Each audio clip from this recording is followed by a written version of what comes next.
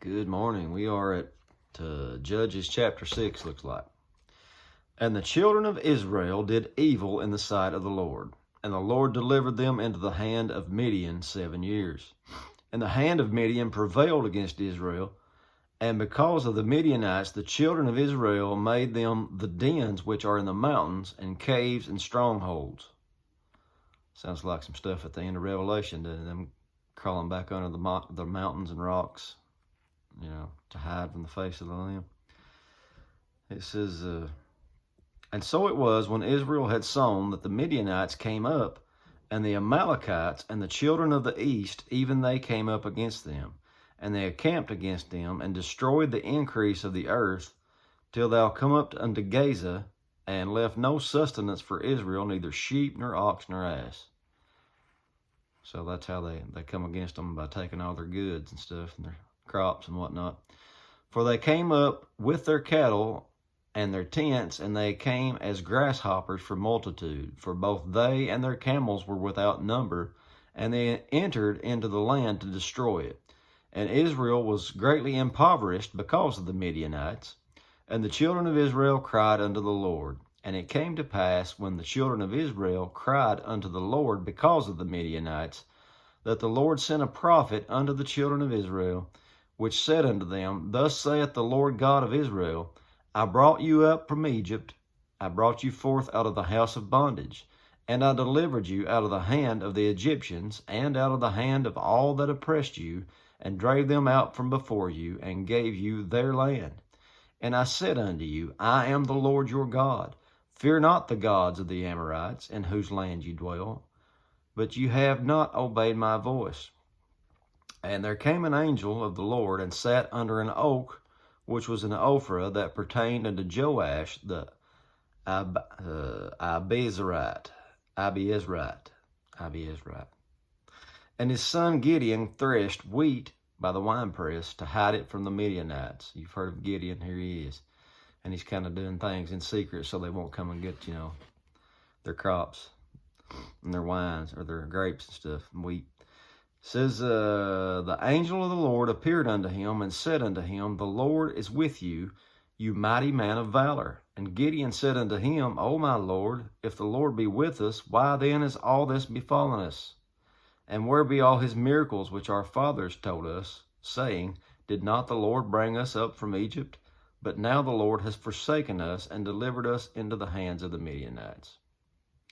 You can kind of see how he came to Gideon, because Gideon's family carried on the stories and stuff. Most of them didn't. If you remember some of the reading, the next generation after Joshua forgot all those things. But here he is with Gideon, his family. It says, where are we at? And the Lord looked upon him and said, Go in this my might, your might, and you shall save Israel from the hand of the Midianites. Have not I sent thee?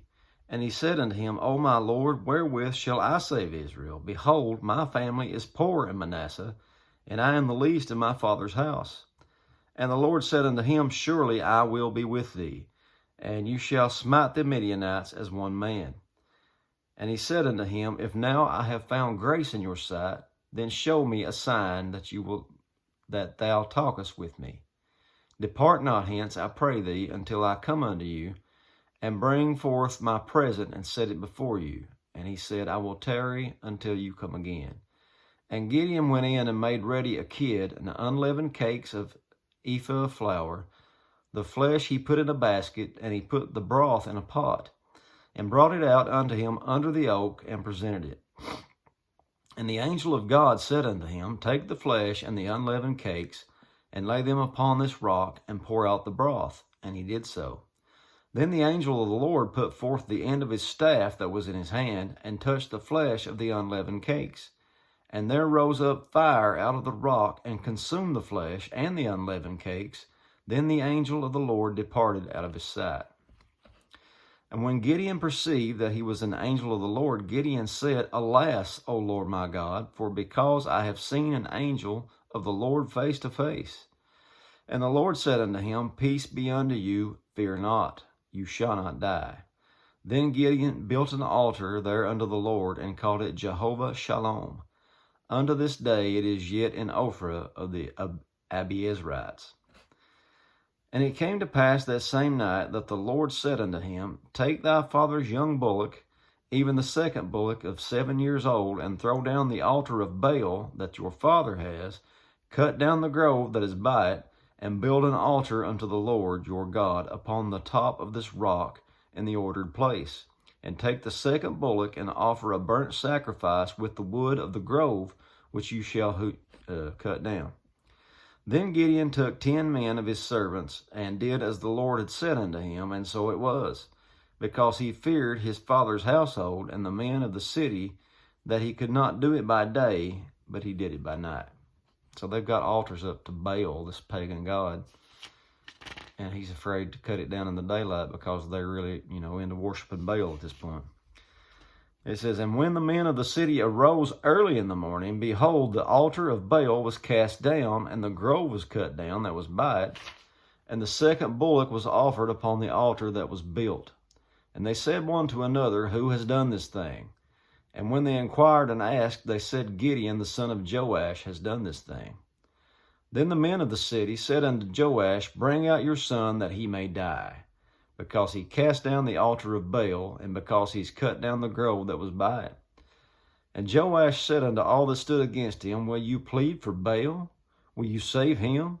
He that will plead for him, let him be put to death while it is yet morning. If he be a god, let him plead for himself, because one has cast down his altar. Therefore on that day he called him Jerubbaal, saying, Let Baal plead against him, because he has thrown down his altar. Then all the Midianites and the Amalekites and the children of the east were gathered together, and went over and pitched in the valley of Jezreel.